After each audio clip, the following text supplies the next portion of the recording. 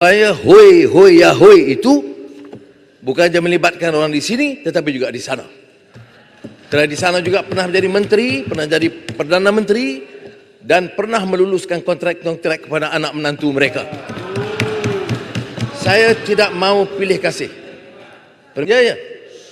Saya akan sampai ke situ tentang kewangan dalam 1 minit. Ya. Saya tahu kenyataan ini pedih bagi saudara kerana ini kenyataan yang dimainkan oleh saudara. Tetapi percayalah, ya, saya hanya ambil 2 minit lagi untuk menjelaskan perkara ini kerana kebaikan. Permintaan saya kepada agensi penguatkuasaan termasuk SPRM, boleh tanya ketua SPRM, Peguam Negara dan pihak PDRM. Saya kata, saudara, you are dealing with the new Prime Minister. I mean what I say. Saya nak bersihkan negara ini daripada rasuah dan penyalahgunaan kuasa. Dalam isu usul ini, tumpuan kita dengan kestabilan politik yang dikatakan umpamanya tidak ada yang dilakukan dalam beberapa minggu ini semata-mata kenyataan politik. Saya nak beritahu bahawa pertamanya isu yang dibangkitkan untuk keabsahan ini adalah untuk memungkinkan kita memperoleh keyakinan dan mengurus ekonomi.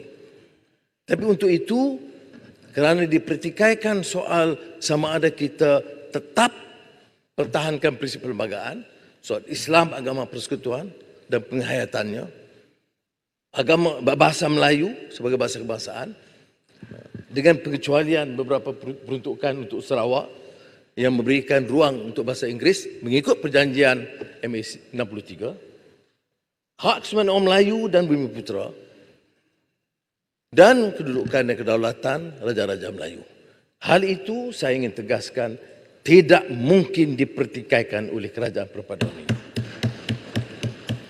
Bedanya ialah usaha saya untuk memberi jaminan kepada semua rakyat, golongan minoriti, golongan yang terpinggir, golongan di pedalaman, bahawa setiap rakyat dan warga negara ini akan dipertahankan hak mereka sebagai warga negara.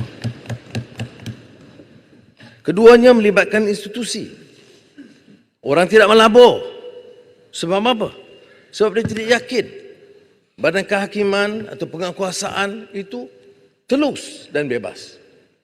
Mengapa dalam litigation, kes-kes melibatkan syarikat-syarikat besar selama ini, mereka pergi ke Singapura dan sebelumnya di Hong Kong dan tidak di mahkamah-mahkamah kita. Dari sebab itu, saya sampaikan kepada Ketua Hakim Negara, selaku Perdana Menteri, saya tidak akan campur urusan badan kehakiman dan mereka jalankan dengan bebas dan telus dan mereka bertanggungjawab sepenuhnya kepada perlembagaan dan rakyat dan akhirnya Allah Subhanahu Wa Taala sekiranya mereka mengadakan apa-apa tindakan yang melanggar tersebut.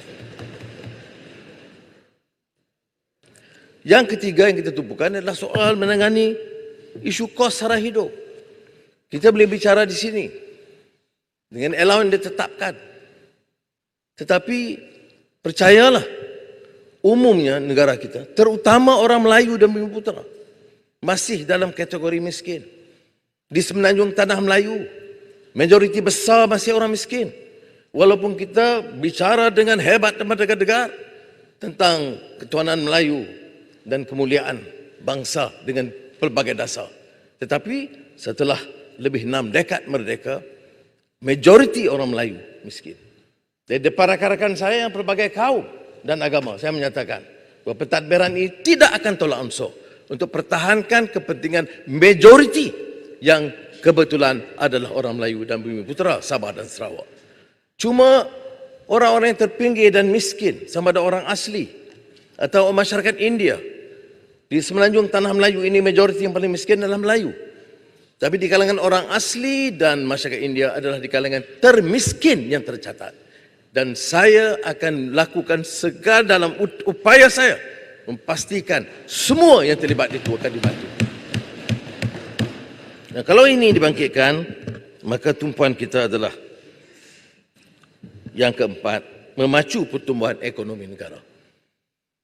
Kita ada umpamanya kajian keupayaan persaingan negara di antara negara. Dan kita lihat umpamanya kadar, kecepatan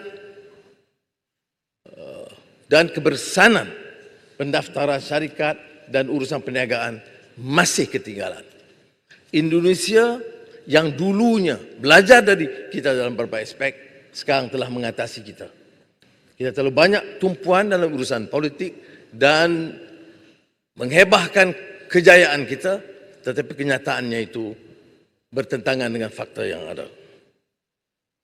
Mengenai kos sara hidup, kita telah mengadakan mesyuarat dan yang berhormat belah sana pun tahu tentang NACOL untuk kenaikan harga barang, apa yang keperluan, termasuk yang dilakukan oleh Menteri Pertanian dan KPDN untuk memastikan keperluan itu ada. Ya, ada kemudahan. Dalam beberapa minggu, ayam, kekurangan telur, pada 12 hari bulan yang lalu, 15 hari bulan, diimport. Ini masalah kita ni kartel. Ya, masalahnya ialah menetapkan kepada syarikat-syarikat besar menentukan harga dan bentuk pengeluaran. Mesti ada kekuatan politik, tekad untuk menyatakan dalam dasar ekonomi ini kemaslahatan awam, orang ramai dan rakyat itu diutamakan. Maka kita telah membuat perubahan dengan memberikan keizinan import 15 Disember 100,000 biji telur dan mulai 22 Disember 2 sehingga 10 juta biji telur sehari akan dibawa masuk sehingga keadaan stabil dan keupayaan pengeluaran tempatan terjamin. Soal tarif disebut oleh Pandan semalam, tarif elektrik. Yang betul, keputusan Pentadbiran yang lalu ialah menaikkan tarif elektrik. Kertas draft Jemaah Menteri sudah disiapkan. Dari tanggungjawab kami sepatutnya hanya melaksanakan. Tetapi bila saya baca, ini bertentangan dengan dasar kita. Bagaimana mungkin dalam keadaan kos sara hidup begini, rakyat terbeban, kita naik kadar elektrik. Walaupun kita akui dari segi ekonomi, ia satu keperluan kerana kerajaan untuk 1 tahun tidak mungkin membayar 30 bilion ringgit dan untuk suku pertama 10 bilion ringgit menampung keperluan ini. Tetapi bila meneliti semula, saya tidak sanggup meneruskan, maka kadar elektrik tidak dinaikkan bagi keperluan domestik, bagi SMEs, bagi keperluan pengeluaran pertanian. Akan dinaikkan hanya bagi pengeluar syarikat-syarikat besar seperti multinational corporations, syarikat-syarikat yang gergasi yang punya keuntungan bilion ringgit. Dan itu yang kita putuskan, ada anjakan. Dia tidak benar kalau kita katakan 2 minggu ini kita tidak lakukan apa-apa. Ya.